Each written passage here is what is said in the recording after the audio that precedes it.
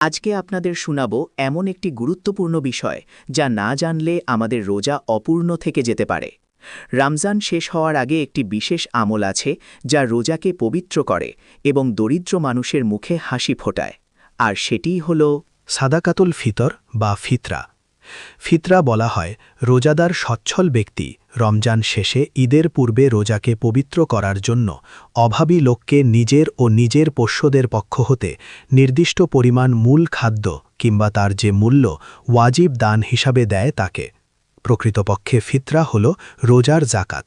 মালের জাকাত যেরকম মালকে পবিত্র করে, তেমনি ফিতরা দানকরণীর রোজাকে পবিত্র করে। ফিতরা দ্বিতীয় হিজরিতে ফরজ করা হয়। হজরত আবদুল্লাহ বিন উমর রাদিয়াল্লাহু আনহু বলেন, রাসূল সাল্লাল্লাহু আলাইহি ওয়াসাল্লাম কৃতদাস, আজাদ, নারী পুরুষ, ছোট বড় নির্বিশেষে সকল মুসলমানের জন্য এক ছায়া খেজুর কিংবা জব ফিতরা হিসাবে নির্ধারণ করেছেন। হুজুর সাল্লাল্লাহু আলাইহি ওয়াসাল্লাম আরও নির্দেশ দিয়েছেন যে লোকেরা ঈদগাহে রওনা হওয়ার আগে যেন উহা আদায় করে। বুখারী, মুসলিম। হজরত আবদুল্লাহ বিন আব্বাস বলেন, রাসূল সাল্লাল্লাহু আলাইহি ওয়াসাল্লাম রোজাদারের বেহুদা কথা ও অশ্লীল কাজ হতে রোজাকে পবিত্র করার জন্য এবং মিসকিনদেরকে অন্ন দেওয়ার জন্য সাদকায়ে ফিতার বাধ্যতামূলক করেছেন।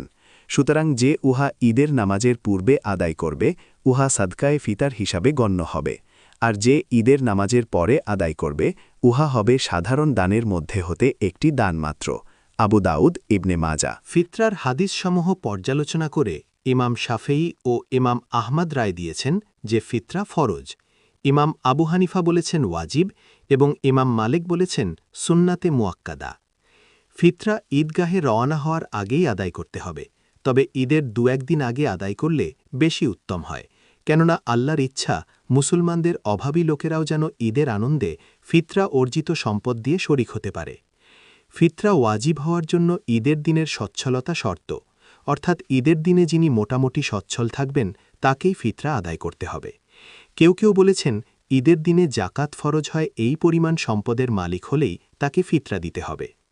এক ছায়া ৩ সের ৯ ছাটাকে হয়। ইমাম আবু হানিফার মত হল গম দিয়ে যদি কেউ ফিতরা দেয় তাহলে তাকে অর্ধছায়া অর্থাৎ ১ সের ১২.৫ ছটাক দিতে হবে। অন্যান্য খাদ্যদ্রব্য দিয়ে দিলে পূর্ণ ১ ছায়া অর্থাৎ ৩ সের ৯ ছটাক দিতে হবে। সমস্ত ফিকাহবিদরা এ ব্যাপারে একমত যে ফিতরা শেষ রোজায় ফরজ হয়।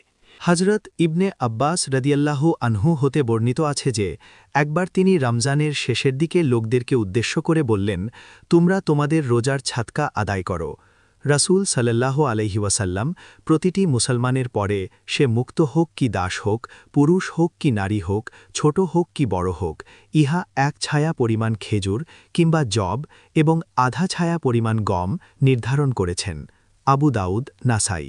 যদি আমাদের চ্যানেলটি সাবস্ক্রাইব না করে থাকেন তাহলে এখনই সাবস্ক্রাইব করুন এমন শিক্ষণীয় ভিডিও পাওয়ার জন্য। ধন্যবাদ।